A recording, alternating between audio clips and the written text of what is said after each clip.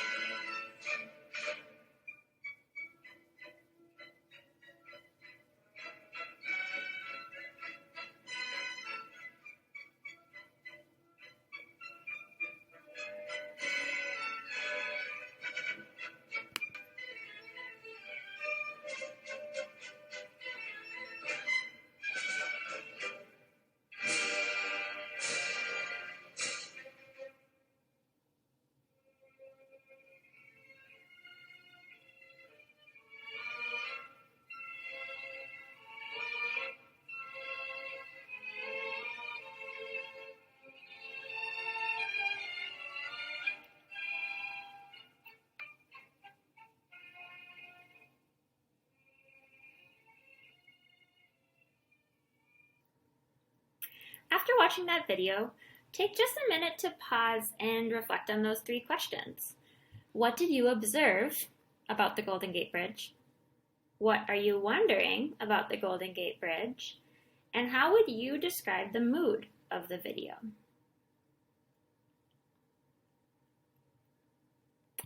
One more task that we want to accomplish before digging into Eve Bunting's book is to go over some vocabulary words that we will need to understand in order to really enjoy, and understand the story. These words are catwalk, safety net, cables, kerchief, scarlet, harp, and scaffolding. These next slides have visuals to help us understand what each of these words means. Here we have our first two vocab words. You can see the word catwalk. It references these metal beams that workers walked along, and safety net, which is attached underneath the beams to keep them safe. Next, cables, kerchief, and scarlet, which means red. And finally, we have our last two words, harp and scaffolding. A harp is a stringed musical instrument, and scaffolding is a temporary platform or support for workers when doing construction. Now we are ready to start our reading. Before we read Pop's Bridge, we want to quickly review mood. Mood is the focus of our lesson today. Mood is the feeling that the reader gets when he or she is reading a story, and we want to remember that mood depends on what the reader feels. So pay attention to those thoughts and feelings that you get as we work through this story. We will be asking what the writer and the illustrator have done to help us, the readers, feel and think those things that create the mood or the emotional atmosphere. Let's start. Pop's Bridge. I'm going to move my face out of the way. By Eve Bunting and illustrated by C.F. Payne. My Pop is building the Golden Gate Bridge. Almost every day after school, Charlie Shue and I go to Fort Point and watch. The bridge will stretch across the bay, from San Francisco to Marin. People said this bridge couldn't be built. Some call it the Impossible Bridge. They say the bay is too deep, the currents too strong, the winds blowing in from the ocean too fierce. But I know my Pop can do it. Whenever I say he's building the bridge, Mom laughs. There's a crew of more than 1,000 men working on that bridge, Robert, including Charlie's dad, she reminds me. I know that, but I just shrug. To me, it's Pop's Bridge. Pop's a high iron man, balancing on the slatted catwalks, spinning and bending the cables. He climbs so high that sometimes clouds come down around his shoulders. When the fog rolls in, he disappears completely. That's why the high iron men are called skywalkers. Charlie's dad is a painter. The painters start work long before the bridge is even finished. My Pop says if it weren't for them, the bridge would rust away, but I think he's just saying that to be nice. The skywalkers have the most important job of all. At Fort Point, I look for Pop through the binoculars Mom lends me.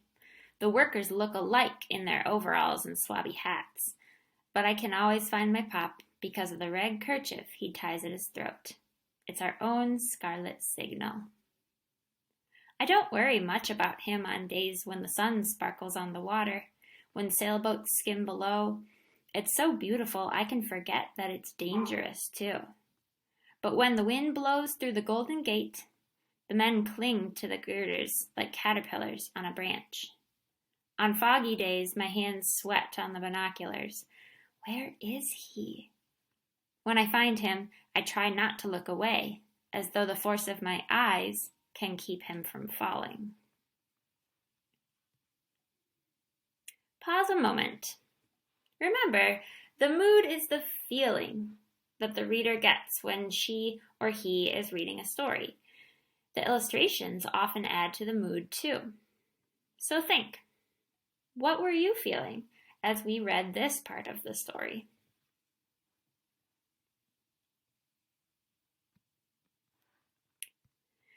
Let's continue. At my house, Charlie and I work on a jigsaw puzzle Mom bought us. When it's done, it will show how an artist thinks the bridge will look. Charlie and I work on the puzzle most every day. Bending over it, I feel like I'm building the real thing, along with Pop. I'm a Skywalker too. We're almost done, Charlie says.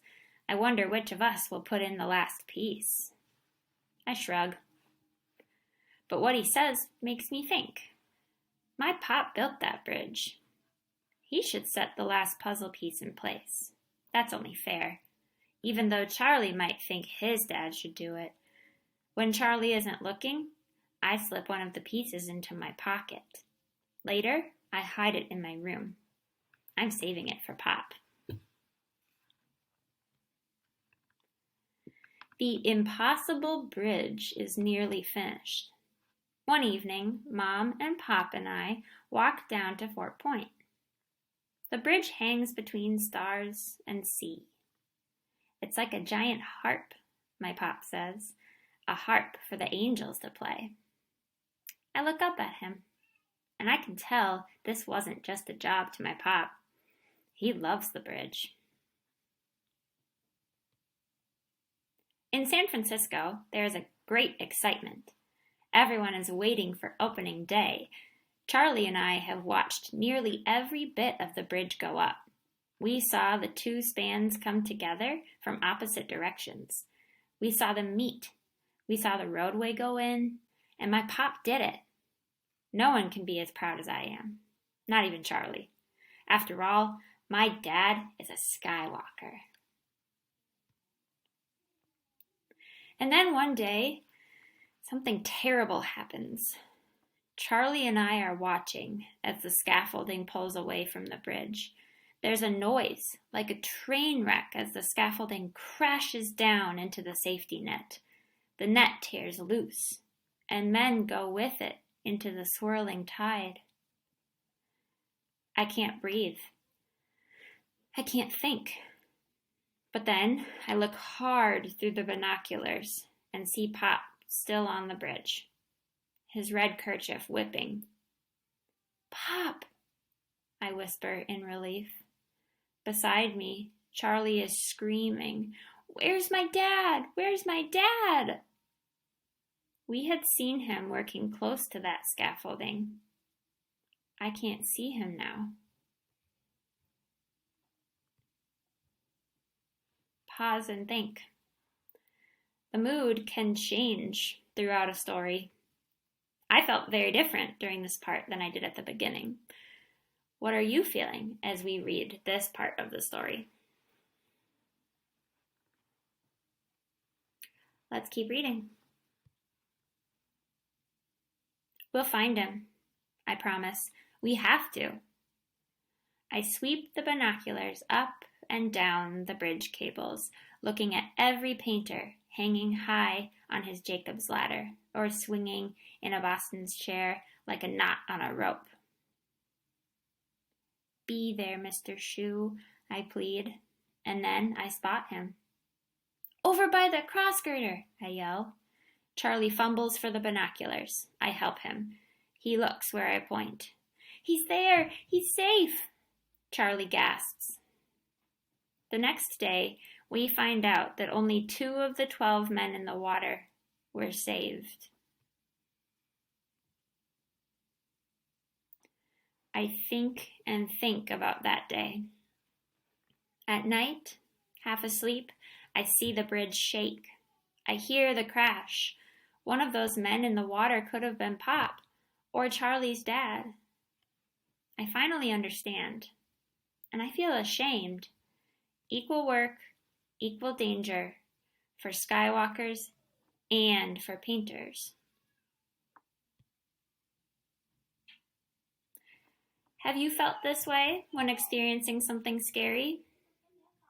Take a moment and think about how you're feeling now as we read this section of the story.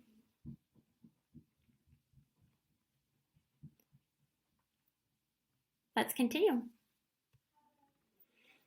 The work goes on. A new safety net is put in place. Pop says there's less talking and joking now among the men. There's a remembering. but the bridge must be finished. And at last it is. We watch through Mom's binoculars as the golden spike is drilled in the center of the main span. Now the celebration can begin. On opening day, no cars are allowed. Thousands of people walk and dance and roller skate across the bridge, including us. I wear Pop's kerchief around my neck. There's a man riding a unicycle. There's another on stilts. Navy biplanes fly above the great steel towers. Battleships and cruisers sail below the bridge and into San Francisco Bay. Wind strums its music through the stretch of cables, and I think of my Pop's harp. What feelings are you feeling now, at this point in the story?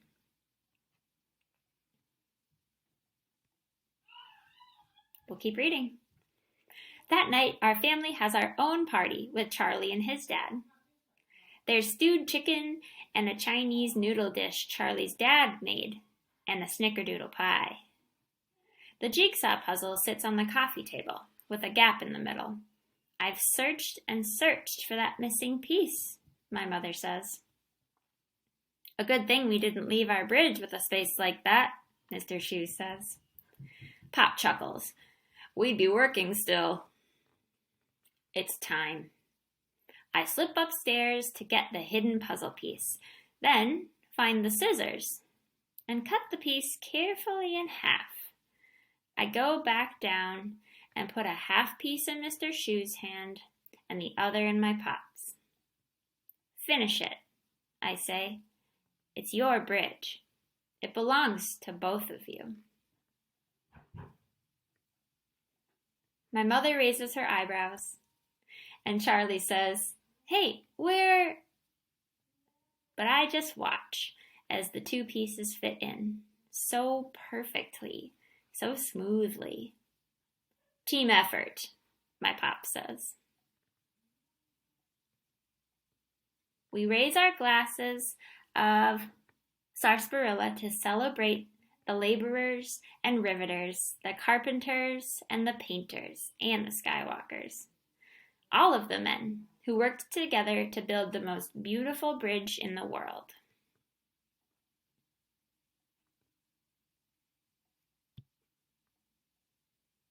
A note from the author. The Golden Gate is the stretch of water between San Francisco and Marin County in California. Before 1933, the only way to cross this part of the San Francisco Bay was by ferry. A bridge was needed. But how could one be built? The span is more than a mile wide. The water is deep and treacherous, with its strong tides rushing in and out of the Golden Gate each day. Winds of up to 80 miles per hour rear in from the Pacific Ocean and can churn up 50-foot waves. What bridge could be long enough and strong enough to overcome these obstacles? And what would happen to the bridge and to the traffic on it if an earthquake hit? The terrible 1906 San Francisco earthquake was still a recent memory. An engineer named Joseph Behrman Strauss claimed that a suspension bridge could be built and that he was the man to build it. He estimated the cost would be $35 million. That was another obstacle. Where would the money come from? Despite his many critics, Joseph Strauss was unshakable. He drew up the plans. He persisted. He had the know-how. And in the end, people listened and believed. The money was raised by taxes and the sale of bonds. Strauss agreed that if bids for construction costs were above his estimate, that the deal would be off. He knew the dream that he'd worked on for years was close and becoming a reality. Jobs for laborers on the bridge went only to local workers. More than 1,000 men worked on the bridge from its beginning in January 1933 to its completion in April 1937. Some lost their lives. Although Robert, Charlie, and their families are fictional, The tragic accident in this story really happened. The suspension bridge was flexible enough to survive the force of the winds. Its great towers and cables were strong enough to carry the traffic that would cross its roadway. It was limber enough so the towers would sway without breaking and the cables would stretch without snapping if there was an earthquake. A quake did jolt the bridge during construction. One of the towers swayed 16 feet toward the ocean and 16 feet back toward the bay. It righted itself and remained secure and standing. When the Golden Gate Bridge was finished, there was more than $1 million left over. What a triumph! In May 1937, the impossible bridge was finally open.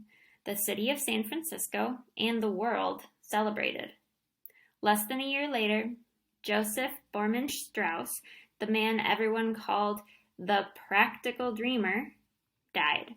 He had once been asked how long he expected his beautiful bridge to last. Confidently, he had replied, "Forever." I'm sorry about my hesitation as I was reading. The words are really small. All right, you guys. We've finished this wonderful story, and let's talk about what we're going to do with it. Today, I would like you to think about the mood in this story, and also think about those moments that we paused and reflected as we read. We know that mood can change throughout a text. How does Eve Bunting create different moods throughout this story? Your job is to pick 2 different scenes from this story. 2 different scenes that have 2 different moods. In paragraph form, including 5 or more sentences, describe what Eve Bunting, the author, and the illustrator C.F. Payne did to create the 2 different emotional atmospheres. After you have selected those 2 scenes and written your paragraph, submit a picture of your work to Schoology.